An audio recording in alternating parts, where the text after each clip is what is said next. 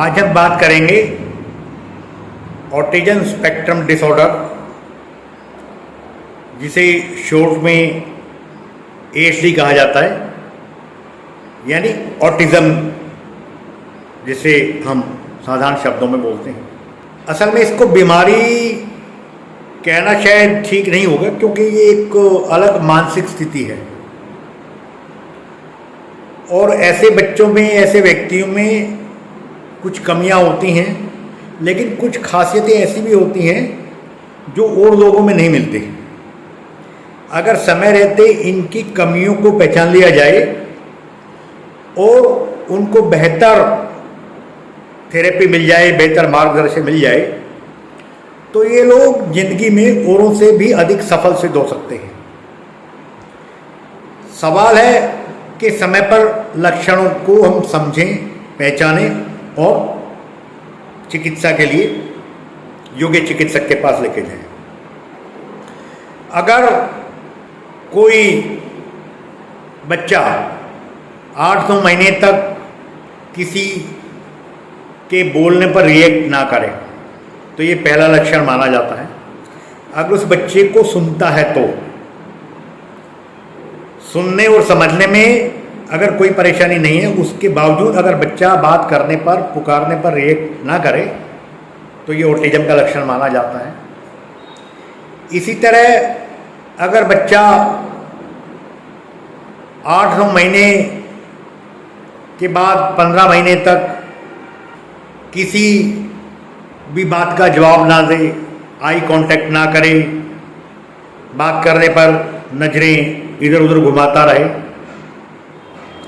ये भी मुख्य लक्षणों में आता है ऑटिज्म को प्रारंभिक स्टेज पर समझने में। अगर बच्चा 1.5-2 साल तक 1-2 शब्द भी स्पष्ट रूप से ना बोल पाए, अगर वो 3 साल की उम्र में 2-3 शब्दों का कोई अर्थपूर्ण प्रयोग ना कर पाए, अगर 4 साल तक वो एक साधारण वाक्य भी ना बोल पाए और 5 साल की उम्र तक वो किसी रुचि जो है और बच्चों में उस उम्र में पाई जाती है, खिलौनों से खेलना है, डांस है, सिंगिंग है, इनमें बिल्कुल भी रुचि ना दिखाए। अगर उसके पास एक खिलौना तो उससे ही खेलता रहेगा, उसको बाकी खिलौनों की ज़रूरत महसूस होगी ही नहीं। तो ऐसे अगर लक्षण मिलते हैं तो हमें किसी योग्य चिकित्सक को दिखाना चाहिए। ये तंत्रिका तंत्र का रोग है, यानी न्यूरोलॉजिकल डिसऑर्डर है, और थेरेपी से ऐसे व्यक्तियों को अगर हम ट्रीट करें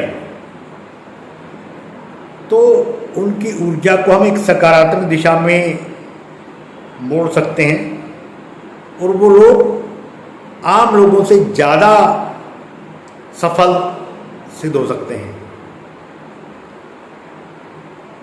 पंचकर्म की शिरोधारा थेरेपी भी इसमें सहायक सिद्ध हो सकती है, और जो आयुर्वेदिक दवाएं हैं, अश्वगंधा है, वचा, जटामासी, इनका प्रयोग भी हम कर सकते हैं। और इसके कारणों पर भी हम एक बार नज़र मारें तो बचाव हो सकता है। जेनेटिक कारण सबसे बड़ा कारण है। आनुवंशिकी के रूप में माता पिता के किसी पीढ़ी से ये रोग आ सकता है, जिस पर कोई कुछ नहीं कर सकता। लेकिन बाकी जो कारण हैं, जैसे न्यूक्लियर फैमिली है, या स्क्रीन को ज़्यादा टाइम देना है। आजकल माता पिता दोनों वर्किंग होते हैं, बच्चे को समय नहीं दे पाते, उसके वजह से बच्चे को जो सामने दिखता है, कोई गैजेट्स हैं, कोई खिलौना, वो उसी को अपनी दुनिया समझ लेता है, उसी में वो व्यस्त हो जाता है, उससे बाहर की दुनिया से उसको कोई मतलब नहीं रहता। तो ऑटिज्म के शिकार हो रहे बच्चों का ये एक मुख्य कारण बनता जा रहा है।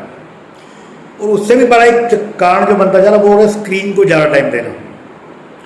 फ़ोन पर बच्चे को, टीवी पर, लैपटॉप पर बच्चे को अगर हम ज़्यादा समय देने को बाध्य करते हैं, कई बार बच्चा कुछ मांगता है, हमसे कुछ समय चाहता है, बजाय इसके हम उसको अपना समय दें, बजाय इसके हम उसके साथ खेलें, हम उसको टीवी पर बिठा देते हैं, हम उसके हाथ में मोबाइल देते हैं, कोई रील चला देते हैं और बच्चा उसमें व्यस्त हो जाता है। लेकिन उसके चलते बच्चे का विकास रुक जाता है और बच्चा ऑटिज्म का शिकार हो सकता है। ऐसे में ये भी आवश्यक है कि हम अपना स्क्रीन टाइम भी कम करें, क्योंकि कई बार बच्चा जो है घर से ही सीखता है, माँ बाप को रोल मॉडल मानता है। अगर माँ बाप स्क्रीन को ज़्यादा टाइम दे रहे हैं, फ़ोन पर लगे रहते हैं, तो बच्चे में भी वही आदतें आ जाती हैं। तो हम बच्चे को समय दें, समय रहते लक्षणों को पहचानें और बच्चे को उचित मार्गदर्शन के लिए योग्य चिकित्सक के पास लेकर जाएं। हमारे चैनल आई ऑफ ट्रुथ को सब्सक्राइब कीजिए YouTube पर, इसे फॉलो कीजिए Facebook पर, Instagram पर, Twitter पर और कू पर।